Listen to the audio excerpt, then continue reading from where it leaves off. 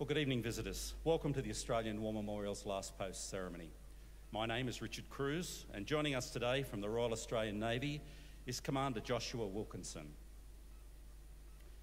Today we commemorate the centenary of the Battle of Semakh, which was the last action fought as part of the Battle of Megiddo in the Sinai-Palestine campaign of the First World War. Since the 19th September 1918, the day the Battle of Megiddo had begun, the Australian Mounted Division, which formed part of Lieutenant General Sir Harry Chevelle's Desert Mounted Corps, had advanced from their start line near Jaffa to Baisan, a distance of over 120 kilometres. The 11th Light Horse Regiment, along with part of the 12th Light Horse Regiment and the 4th Light Horse Machine Gun Squadron, rode out from Baisan in the early hours of the 25th of September 1918 to capture Semakh and its garrison of Ottoman and German troops. As the 11th Light Horse Regiment neared the Semakh railway station, they came under heavy machine gun and rifle fire. Two squadrons formed up and charged towards the railway station buildings, the key to the enemy's defences. As the Australians neared the buildings, heavy incoming fire took a toll of men and horses. The light horsemen dismounted and continued their charge on foot. Over the next hour, they fought a close quarters battle with rifle, bayonet and sword, going room to room where no quarter was asked or given. The other light horse squadrons moved to the east and west of Semakh to cut off any attempts at escaping. At the conclusion of the battle, 98 Ottoman and German soldiers had been killed and over 350 had been taken prisoner. More than half of the prisoners were German. The Battle of Semakh cost the Australian 4th Light Horse Brigade dearly. Their faithful mounts had suffered 61 killed and a further 27 wounded. Of the men, 14 had been killed and 37 wounded, 2 of whom would die from those wounds. The story of just one of these, Trooper Walter James Lewis, will be told shortly. We warmly welcome the family of Trooper Walter James Lewis, whose story is told this evening. We're honoured to acknowledge senior defence representatives from Australia, from Canada, the United States, the United Kingdom and New Zealand. We welcome the veterans who have served, those that are still serving, and the families that love and support them. We acknowledge the members of RSL and Services Clubs Association, RSL Victoria and RSL Queensland, who are watching the broadcast of this ceremony across Australia. During this evening's ceremony, wreaths will be laid at the base of the Pool of Reflection by family, visitors and students on behalf of the following schools. From New South Wales, St John the Baptist Primary School from Maitland. Tighes Hill Public School from Tighes Hill. And also AFP National Youth Leadership Program visiting us from Sydney. I invite you all to please stand and join in singing the National Anthem.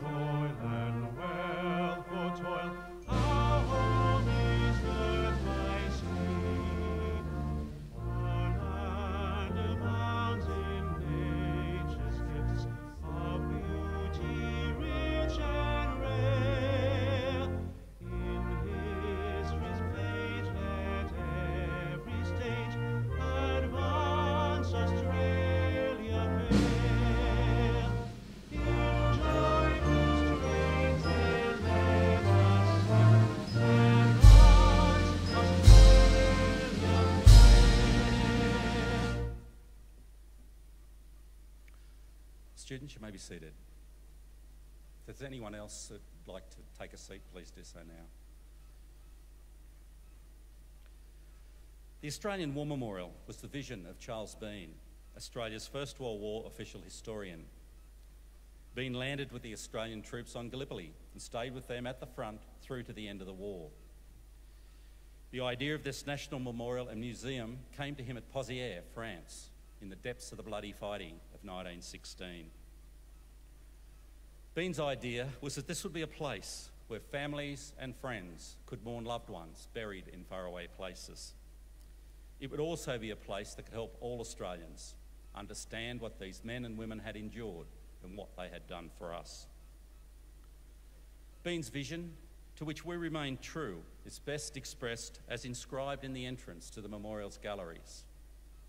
Here is their spirit, in the heart of the land they loved, and here we guard the record which they themselves made. Tonight we'll read the story behind just one of those on the Roll of Honour, which lists the names of more than 102,000 men and women who have given their lives for us in war and operations for more than a century.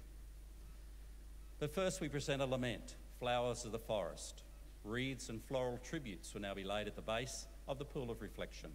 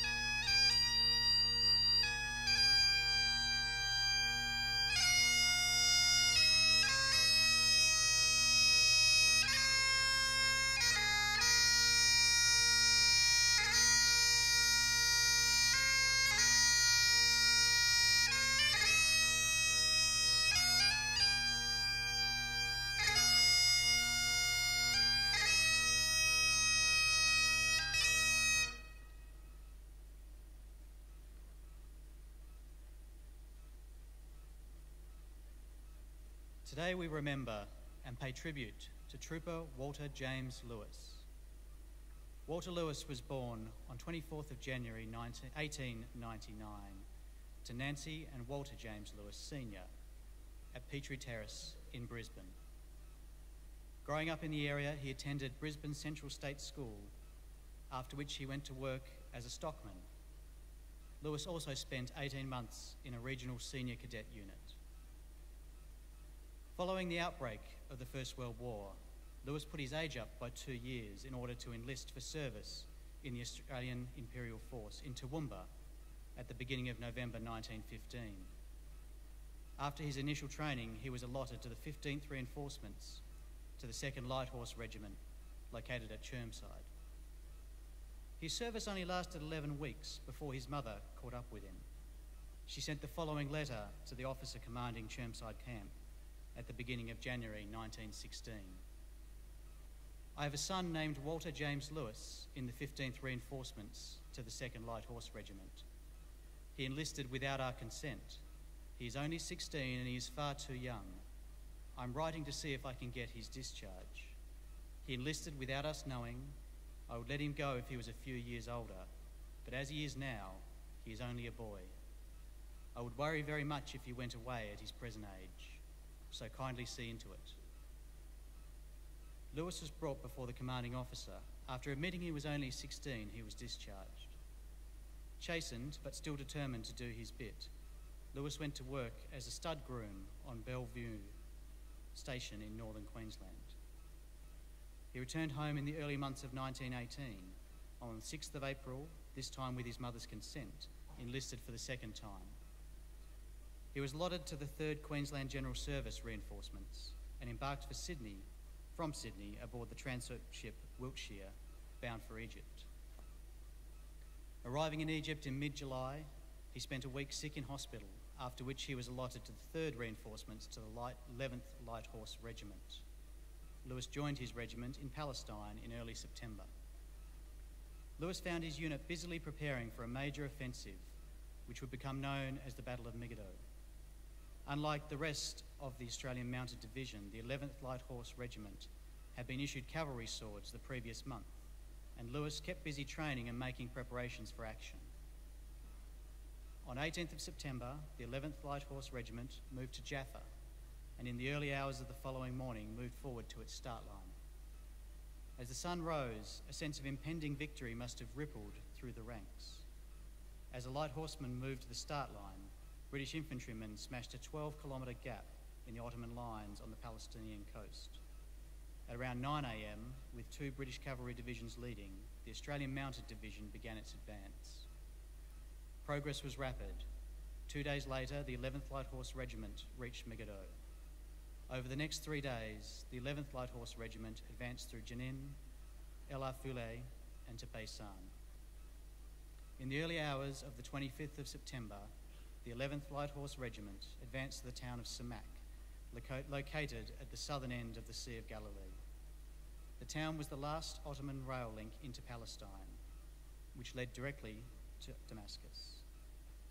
This town and the railway station was held by a strong rearguard of Ottoman and German troops. As Lewis and his comrades neared Semakh in the pre-dawn darkness, enemy machine guns opened fire.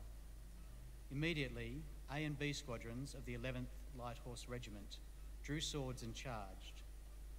A number of men and horses were cut down during the charge, after which Australians dismounted and continued the charge with sword and bayonet. The men of the 11th faced an enemy in superior numbers who were well dug in, but the ferocity of their attack forced the enemy back. The battle was fought at close range, room by room, and even rail carriage by rail carriage, with no quarter asked or given.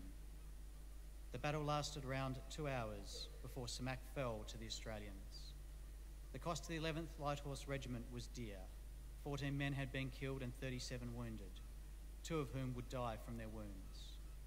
Further loss was suffered by their horses, with 61 being killed and 37 wounded. Amongst the dead was Trooper Walter Lewis, though the place and manner of his death was not recorded. Lewis was initially interred along with his dead comrades in the Semakh Military Cemetery, but their remains were later reinterred in the Haifa Military Cemetery. He was only 19 years old. His name is listed on the Roll of Honour on my right. among almost 62,000 Australians who died while serving in the First World War. His photograph is displayed today beside the pool of reflection. This is but one of many stories of service and sacrifice told here at the Australian War Memorial. We now remember Private Llewellyn Morgan Jones, who gave his life for us, for our freedoms, in the hope of a better world.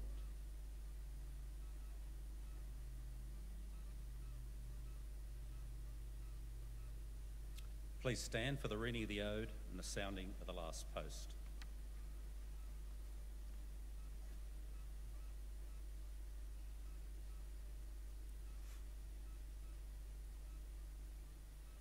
They shall not grow old, as we that are left grow old.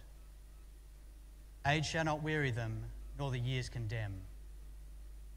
At the going down of the sun and in the morning, we will remember them. We will remember them.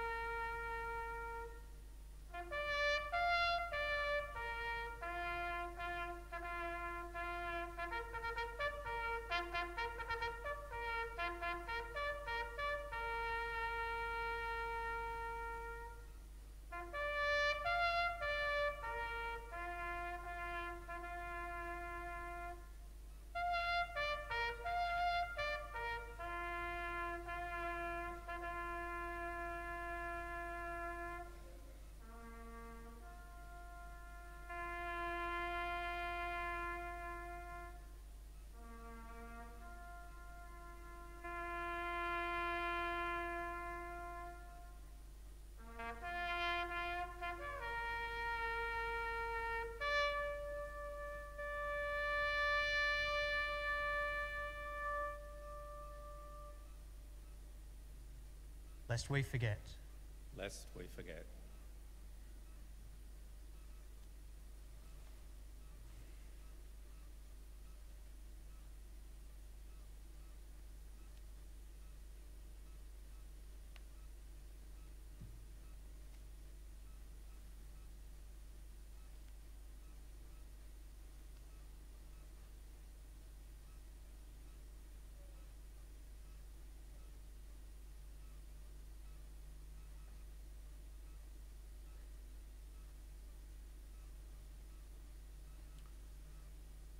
We leave you this evening with the words of the memorial's founder, Charles Bean. Many a man lying out there at Poziere or in the low scrub at Gallipoli with his poor, tired senses barely working through the fever of his brain has thought in his last moments, well, it's over. But in Australia, they will be proud of this. Ladies and gentlemen, girls and boys, that concludes this evening's last post ceremony. We thank you for visiting the Australian War Memorial and wish you all a very pleasant evening. Thank you.